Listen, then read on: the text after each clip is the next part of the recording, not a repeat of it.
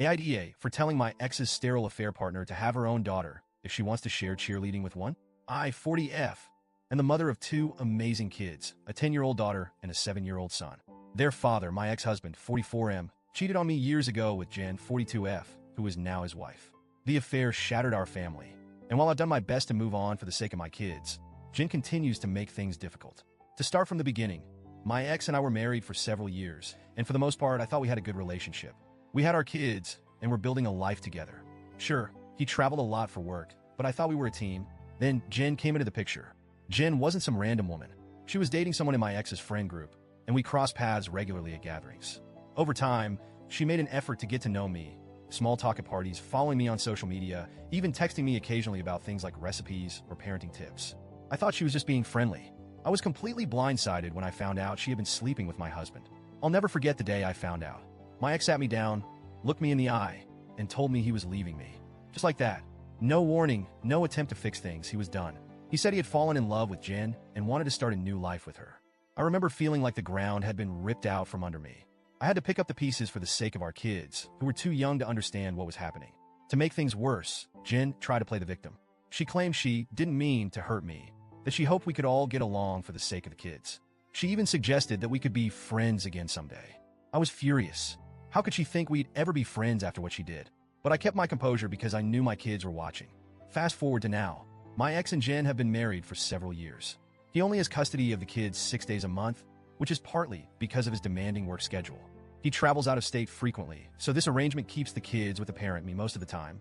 Jen has no biological children of her own. She and my ex made a point to tell me early on that she's sterile. I never asked, but they brought it up, hoping I'd share the kids more and encourage them to see Jen as a second mom. I made it clear from the start that I wasn't interested in co-parenting with Jen. She's not their mother, and she never will be. I've always supported my kids having a relationship with their dad, but Jen's involvement is not something I'm willing to facilitate. I've kept things civil for the sake of the kids, but I've also set firm boundaries. Jen, however, doesn't seem to respect those boundaries. Which brings us to the current issue. Jen was a cheerleader in her youth, apparently a very enthusiastic one. She volunteers with local cheer programs and has been trying to get my daughter into cheerleading for a while now. My daughter is not interested. She's more into art and science, and while she's tried a few sports, cheerleading has never been on her radar. A couple of weeks ago, my daughter came to me visibly upset. She told me Jen had been pressuring her to join a cheer program and that her dad was backing Jen up. She said they'd been talking about it during her last visit, and Jen kept going on about how much fun it would be and how it was something they could do together. My daughter told them she didn't want to, but they wouldn't let it go. She asked me to step in and help. As part of our custody agreement, decisions about extracurricular activities need to be agreed upon by both parents. So, I reached out to my ex through the parenting app we use and told him our daughter would not be joining cheerleading unless she wanted to. I emphasized that she'd already expressed her lack of interest and that they needed to respect her wishes. Instead of responding on the app like he's supposed to, he sent me a series of angry texts. He accused me of ruining things, said I was being unreasonable, and called me a bunch of names I won't repeat here. Then Jen got involved. She tried calling me, but I didn't answer. I don't see the point in engaging with her directly.